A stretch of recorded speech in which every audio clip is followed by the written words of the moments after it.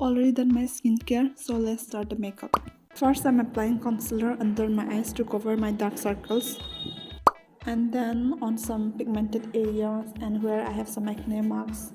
I'm applying very less because this concealer is very high coverage and I want a natural look today.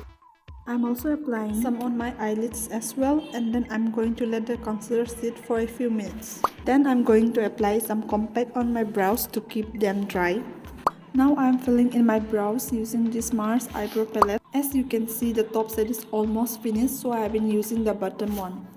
I love to draw my eyebrows with this palette. This has been my favorite for years. Both brows are done now, so let's move on to the next step. I like blending my concealer with my hands because the warmth helps it melt into the skin and gives a very natural finish. Now I'm blending around my lips and also on my chin. So my concealer is done now. My dark circles look much better. Now I'm applying blush to bring some color back to my face. This is actually a lip gloss from Blur India, but I love using it as a blush. Also, you can use my coupon code Simply Dolly to get 10% off on everything at Blur India. After blending, as you can see, it looks very natural.